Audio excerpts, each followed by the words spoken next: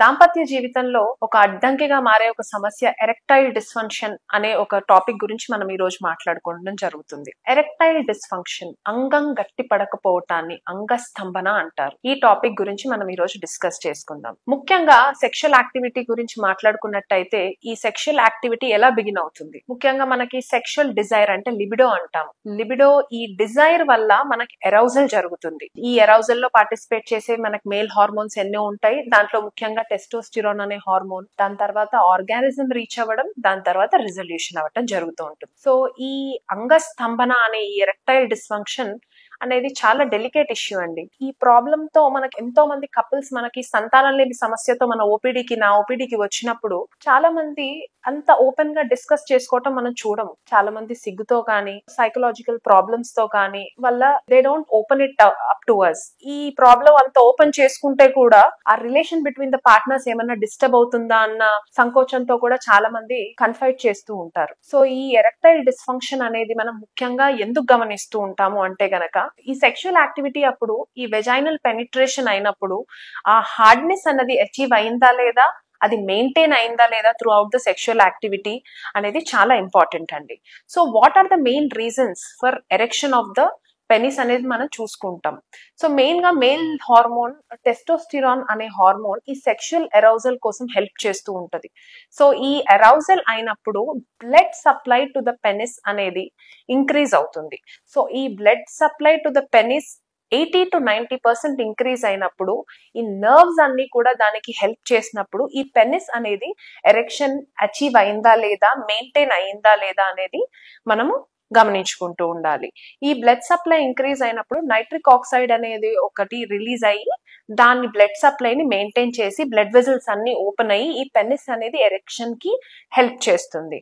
So ఈ erectile dysfunction అనేది ముఖ్యంగా మనం ఎవరికి గమనిస్తూ ఉంటామో మనం చూస్తాము. ఇప్పుడు మెయిన్ గా ఎరెక్టైల్ డిస్ఫంక్షన్ అనేది మనం కాజెస్ కనుక చూస్తూ ఉన్నప్పుడు ముఖ్యంగా ఏజ్ ఎక్కువ ఉన్న వాళ్ళకి, అంటే ఏజ్ ఎక్కువగా పెరుగుతూ ఉన్నప్పుడు మేల్స్ లో ముఖ్యంగా టెస్టోస్టిరాన్ అనే హార్మోన్ తక్కువగా అయిపోవటం మనం గమనిస్తూ ఉంటాము. అండ్ సెకండ్ కాజ్ మనం మాట్లాడుకున్నట్టయితే 95 to 98% ఆఫ్ ద కాజెస్ లో మనం ఇది మెయిన్ కాజ్ అనే చెప్పుకోవచ్చు. దట్ ఈస్ సైకలాజికల్ కాజెస్ లో మనకి చాలా మంది men stress, depression, anxiety, main గా పర్ఫార్మెన్స్ యాంగ్జైటీ అంటాము. ఈ కండిషన్స్ లో మనము ముఖ్యంగా ఈ ఎరెక్టైల్ డిస్ఫంక్షన్ అనేది గమనిస్తూ ఉంటాము.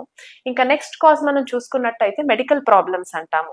అంటే uncontrolled diabetes, uncontrolled high blood pressures కానివ్వండి, కొరోనరీ ఆర్టరీ డిజీజ్ కానివ్వండి, ఎథ్రోస్క్లిరోసిస్ కానివ్వండి, వీటిలో కూడా ముఖ్యంగా మనం ఎరెక్టైల్ డిస్ఫంక్షన్ అనేది గమనిస్తూ ఉంటాము.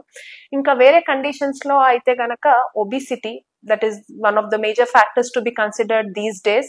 And also lifestyle పరంగా మనం ప్రక్రియలో మనం చూసుకున్నట్టయితే ఎక్సెసివ్ యూజ్ ఆఫ్ ఆల్కహాల్ కానివ్వండి, స్మోకింగ్ కానివ్వండి, వీళ్ళల్లో కూడా మనం ఎరెక్టైల్ డిస్ఫంక్షన్ అనేది చూస్తూ ఉంటాము. ఇంకా వేరే కాజెస్ కనుక మనం చూసుకున్నట్టయితే హార్మోన్స్, నేను మీతో ఇంతకు ముందుగా చెప్పినట్టు టెస్టోస్టిరాన్ అనే హార్మోన్ ఎవరికైతే తక్కువగా ఉందో, అంటే ముఖ్యంగా హైపోగొనాడిజం ఇట్లాంటి కండిషన్స్ లో కూడా మనం ముఖ్యంగా ఇవి గమనిస్తూ ఉంటాము. And also the causes could be vascular and nerve related causes also. So వీళ్ళల్లో మనము ముఖ్యంగా ఇది ఎరెక్టైల్ డిస్ఫంక్షన్ అనేది గమనిస్తూ ఉంటాం. సో దీన్ని ఇప్పుడు నెక్స్ట్ మనం మాట్లాడుకున్నట్టయితే ఈ ఎరెక్టైల్ డిస్ఫంక్షన్ ని మనము ఎట్లా ట్రీట్ చేయగలము అనే టాపిక్ మీద మాట్లాడుకుందాం. ఈ ఎరెక్టైల్ డిస్ఫంక్షన్ చూసుకుంటే అయితేనండి మెయిన్ గా మనకి as we discussed psychological contribution of the erectile dysfunction ఎక్కువగా ఉండడం మనం చూస్తూ ఉన్నాము.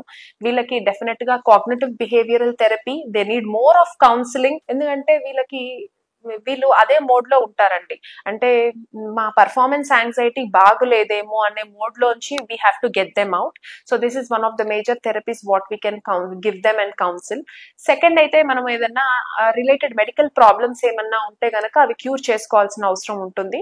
Like we have to treat the diabetes, blood pressures కంట్రోల్లో చూడాలి. దాని తర్వాత life style modifications, excessive use of alcohol కానీ, స్మోకింగ్ కానీ, ఇవన్నిటి మీద కూడా మనం కౌన్సిల్ చేయాల్సిన అవసరం ఉంటుంది. And the main thing also could be considered as physiological examination. ఆ physiological examination లో we mainly see the size of the testis, size of the penis. ఇవన్నీ కూడా ఏమన్నా మనం physiological examination చేసినప్పుడు size of the testis suppose తక్కువ ఉందనుకోండి, penis ఏమైనా తక్కువ ఉంది, ఏమైనా హార్మోనల్ ఇష్యూస్ ఉన్నాయా, క్యాన్ వి ట్రీట్ దెమ్ హార్మోనల్లీ అనేది మనకు అర్థం అవుతుంటుంది. For example we have so many scrotal Dopplers అండి, పినైల్ డాప్లర్స్ ఉన్నాయి to even have a look at the వాస్క్యులారిటీ in the penis అనేది కూడా మనం చూసుకోవచ్చు. అండ్ దెన్ ఇవన్నీ కాకుండా ఈ మధ్య మనం చూస్తా ఉన్నాం, మీకు తెలుసు వయగ్రా అని ఓపెన్ కౌంటర్స్ ఇవ్వరు though in the medical shop.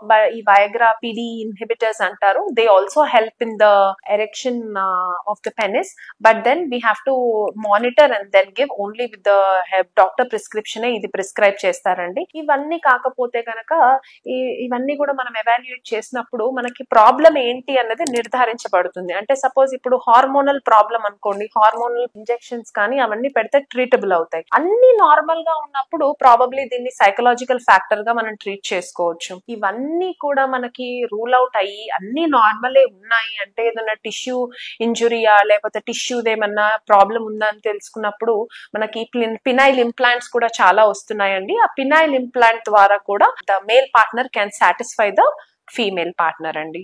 So this is all about erectile dysfunction. Thank you అండి.